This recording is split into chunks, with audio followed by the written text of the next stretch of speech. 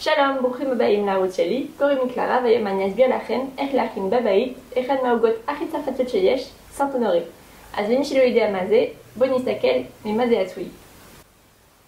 היום אני מכינה סנט אונורי בטעם קרמל מלוח, אז בתחתית יש לנו בצק אלים, ומעל פרדניות ממולאות עם קרם קרמל ומצופות עם קרמל קריספי. יש לנו עוד קרם קרמל באמצע, ולקישוט ולמרקם אוורירי יש שנטי מסקרפון. זו עוגה שדורשת המון עבודה, אבל זה ממש שווה את זה, אז פשוט תסתכלו לסרטון ותעשו שלב אחרי שלב, הכל יהיה בסדר. אם אתם אוהבים את המתכון, תשימו לייק ותירשמו לערוץ כדי לא לפספס את כל המתכונים הבאים. ועכשיו בואו נתחיל לאפות. אז אני מתחילה ישר עם תחתית העוגה.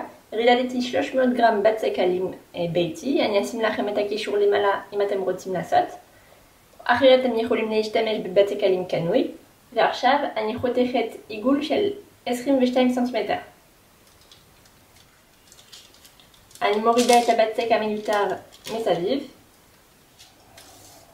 עכשיו עם מזלג אני עושה כמה חורים. אני שמה עוד נייר אפייה על הבצק. ועוד מגש. ככה אני בטוחה שהבצק יישאר שטוח ולא יתנפח הרבה. ועכשיו אני מכניסה את זה ב-200 מעלות במשך 15 דקות. בזמן שהבצק בתנור אני מכינה קרמל מלוח. בשביל זה אתם צריכים 150 גרם סוכר, 150 גרם שמנת, 6 גרם מלח, 20 גרם חמאה וטיפה מים כדי להתחיל עם סוכר רטוב. אז קודם בתור סיר אני מחממת את הסוכר עם טיפונת מים. כשהקרמל נהיה בצבע חום כהה, אני מוסיפה את החמאה והמלח ואני מערבבת. ואז אני מוסיפה את השמנת, תיזהרו זה יתפוצץ טיפה. אני שמה את זה בחזרה על האש ואני מבשלת עוד 2 או 3 דקות. צריך לערבב כל הזמן כי הרמה עולה. ואז אני סוגרת את האש ואני שופכת את הקרמל בתוך קערה. אני אשאיר את הקערה בצד השיש כדי שזה יתקרח טיפה. אז אחרי 20 דקות בתנור אני מורידה את המגש מלמעלה. אני גם מורידה את הנייר. אתם רואים שהבצק כבר התנפח. ואני מפזרת 30 גרם סוכר על הבצק. אני משתמשת בסוכר וניל, אבל סוכר לבן רגיל זה יהיה גם מצוין. ואז אני שמה את זה בחזרה בתנור ב-220 מעלות פעם הזאת במשך 10 או 15 דקות אני מניחה. אני רק רוצה להראות לכם את הבצק בסוף האפייה, ככה תוכלו לדעת אם צריך פחות או יותר עם התנור שלכם. הסוכר נהיה קרמל ולבצק יש צבע חום יפה, אפילו מתחת. עכשיו אני מכינה את הקרם פטיסייר קרמל שיהיה בתוך הפרדניות. בשביל זה אתם צריכים 250 גרם חלב, 50 גרם חלמון, זה 2.5, 25 גרם קורנפלור, 70 גרם מהקרמל שהכנו קודם, 25 גרם סוכר וכפית תמצית וניל. אז קודם בתור סיר אני מערבבת את החלמון עם הקורנפלור והסוכר.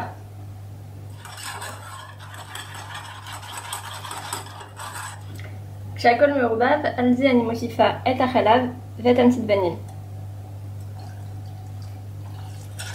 עכשיו אני אחמם את זה, והקרמל נשאר בצד בינתיים.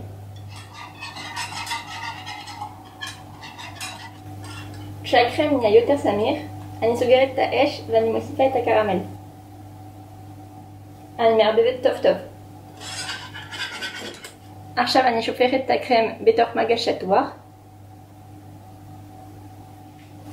אני עוטפת עם ניילון שנוגע לקרם ואני אכניס את זה למקרר כשזה יהיה טיפה פחות חם.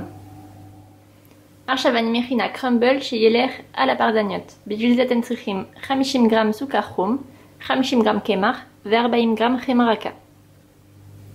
אז בתוך קערה אני מעבדת את החמאה עם הסוכר.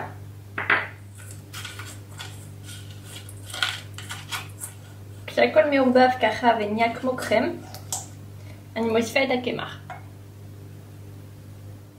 אז עכשיו שהכל מעורבב, אני שמה את הבצק על נייר אפייה ואני ארדד את זה בין שני דפי נייר אפייה לעובי של מילימטר או שניים, אז די דק. אז נתני את זה ככה, ועכשיו אני אקפיא את זה.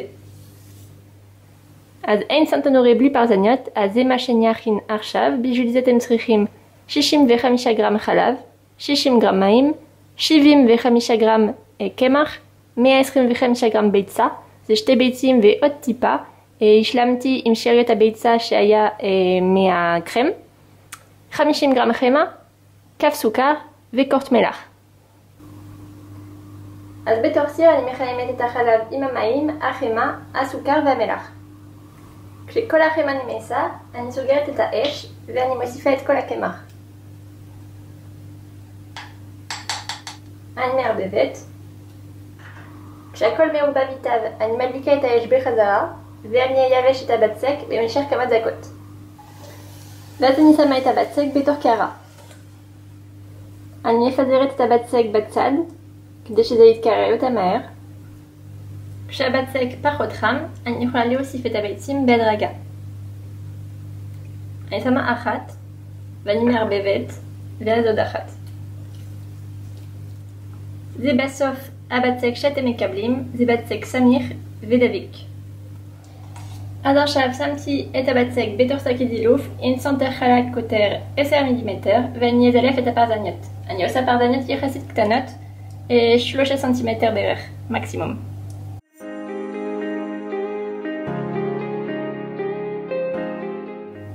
אז עכשיו אתם רואים, הוצאתי את הקרמבל מהמקפיא ועם סנטר, הצד השני של הסנטר, אני חותכת עיגולים בתוך הקרמבל ואני שמה עיגול אחד על כל פרזניה. אז ככה. אני מניחה ואני לוחצת טיפה. העניין של הקרמבל זה שזה יפה, אבל גם שתקבלו פרזניות מאוד מאוד עגולות. עכשיו כל הפרזניות קיבלו קרמבל, אז אני אופה אותן ב-200 מעלות במשך 15 דקות ועוד 15 דקות ב-170 מעלות. אז הפרזניות יצאו מהתנור והתקררו, בחרתי את הפרזניות הכי יפות כדי לעשות סיבוב על העוגה. אני גם צריכה עוד פרזניה שיהיה באמצע. לפי דעתי הפרזניות האלה הן גדולות מדי, אז אם אתם יכולים תנסו לעשות את זה אפילו יותר קטן ממה שעשיתי. ועכשיו נמלא אותן. אז בשביל זה עם צנטר עם שיניים או עם סכין אני חותכת בגב, חור קטן כזה. ועכשיו אני מלא את הפרזניות, שמתי את הקרם קרמל בתור שקית זילוף עם צנטר חלק. אתם לא באמת צריכים צנטר, אבל אני חושבת שזה יותר נוח. אז אני ממלא את הפרזניות, לא עד הסוף. אז ככה, אל תמלאו את כל הפרזניות עם הקרם, כי נצטרך קרם גם לאמצע העוגה. אם אתם רוצים למלא את כל הפרזניות, אז תעשו כמות כפולה, זה חשוב. עכשיו אני מסיימת למלא את הפרזניות עם הקרמל. אם הוא נוזלי מדי, אני ממליצה לשים אותו במקרר איזה חצי שעה קודם. בסוף הפרזניה צריכה להיות כבדה טיפה, אחרת זאת אומרת שאין מספיק קרם בפנים, אז צריך להוסיף. עכשיו אני מזלפת קרם על העוגה.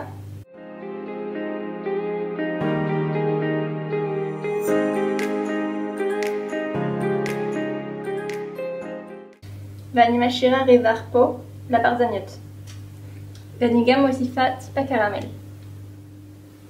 אז עכשיו אני מכינה קרמל, בשביל זה אני מחממת סוכר, בערך 250 גרם, עם טיפה מים.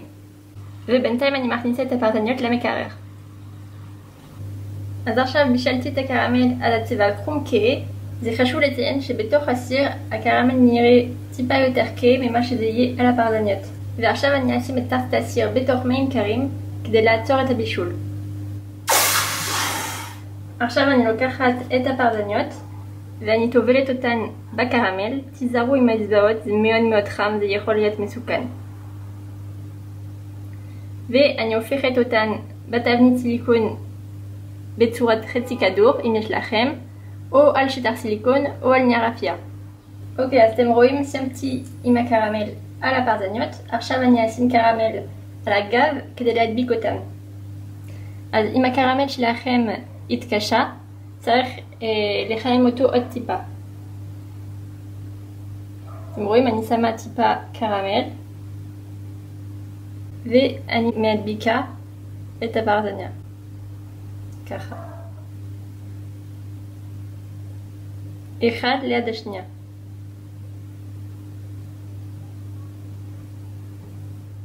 אז סיימתי לעשות את כל הסיבוב עם הפרדניות, יש לי עוד בצד כדי לשים באמצע, ועכשיו צריך לקשט עם השנטיללי. אז בשביל השנטיללי אתם צריכים 300 גרם שמנת לקצפה, 60 גרם מסקרפון ו30 גרם סוכר. אני פשוט שמה הכל ביחד במיקסר ואני מקציפה.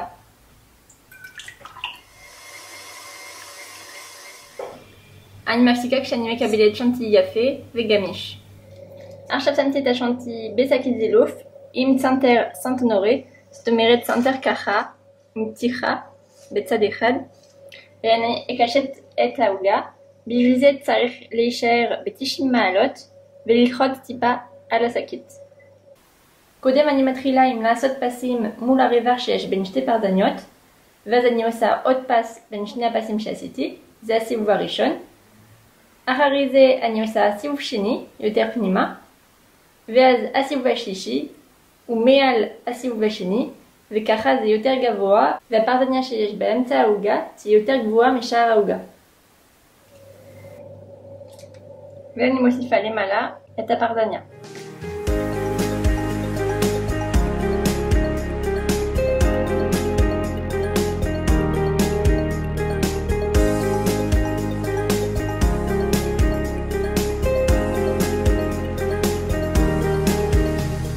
וזהו, עמד כאן נגמר. אני מקווה שאהבתם ושתנסו את זה בבית. זה לוקח הרבה זמן, זה נכון, אבל זה שווה ודוגה מאוד מיוחדת.